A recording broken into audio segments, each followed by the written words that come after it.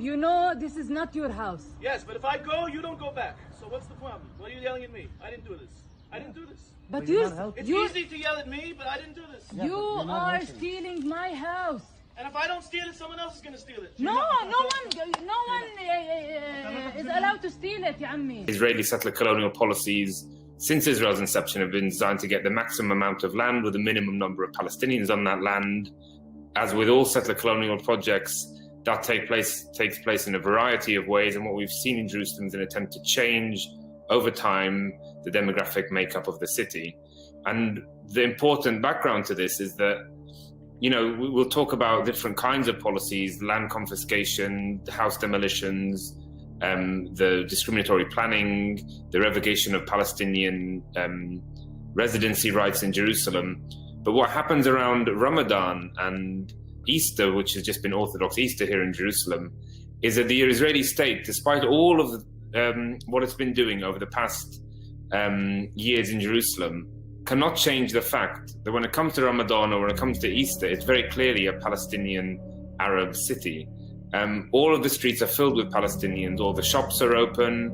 Palestinian music, Arabic music is playing, and Palestinians are out in huge numbers throughout the city. And it's very clear that we have a presence in this city. And despite everything they've attempted to do, we're still here and we're still standing up for our rights, and we still have our claims to sovereignty. And this is what Israel cannot stand. And so everything that's brought us up to this point has been an attempt to them, by the Israeli authorities, to destroy any Palestinian public presence in the city. And what we have seen tonight has been the same for the past few nights. For no logical reason, the Israeli police are moving in and in a very blunt way controlling, as they say, the crowd, a crowd which doesn't, as far as we've seen, need any control. These are families, yep, lots of young people as well, young boys here too, who are at the end of their Ramadan fast are gathering here. We've seen over the course of the evening, water cannon filled with a rancid skunk, as it's known, is sprayed at people, sprayed a little bit earlier on at young boys who were gathered up at the wall here. Palestinians would often, after iftar, would go and sit at Damascus Gate and have shisha pipes or hang out or dance or just spend time there, or wander up Salah ad-Din Street, which is where many Palestinian businesses and shops are located. The Israelis put barriers at Damascus Gate which prevented people from sitting there, and that was that's what began and Palestinians rejecting that was what began the first confrontations that happened during Ramadan.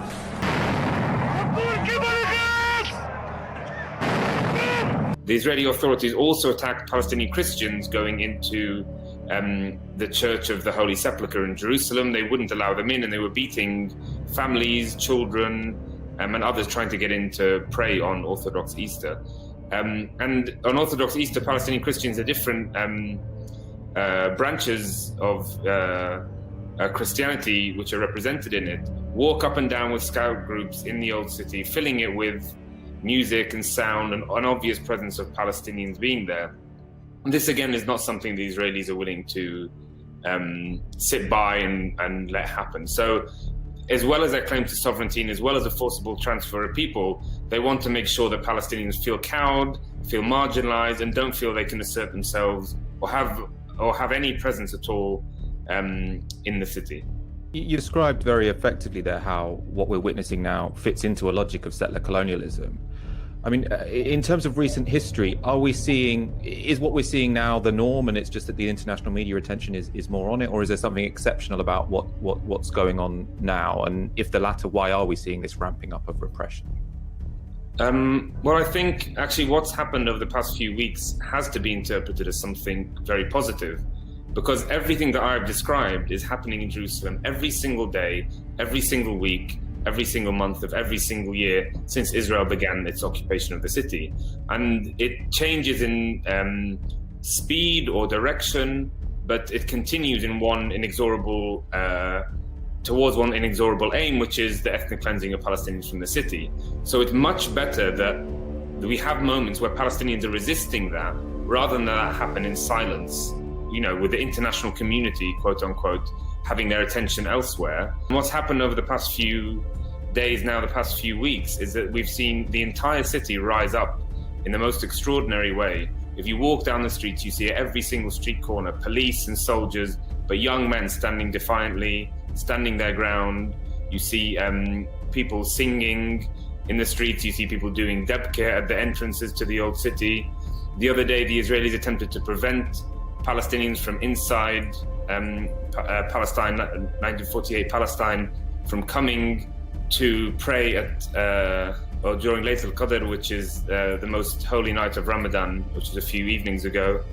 The Israelis prevented them from coming, and they got off their buses and they started walking towards Jerusalem. And Palestinians from Jerusalem went to collect them in their cars and bring them here. You've seen this enormous explosion, this civic spirit across the city, with people from all walks of life out in force and saying that we have a right to be here, and saying that whatever happens, we're going to fight for that.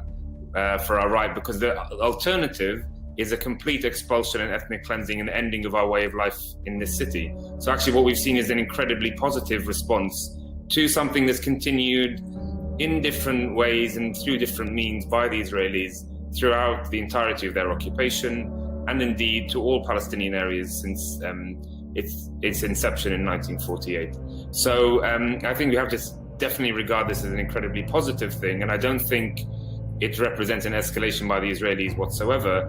It's just a continuation of the same policy, sometimes ramping things up, sometimes slowing them down as they see their opportunities in the international arena develop and change.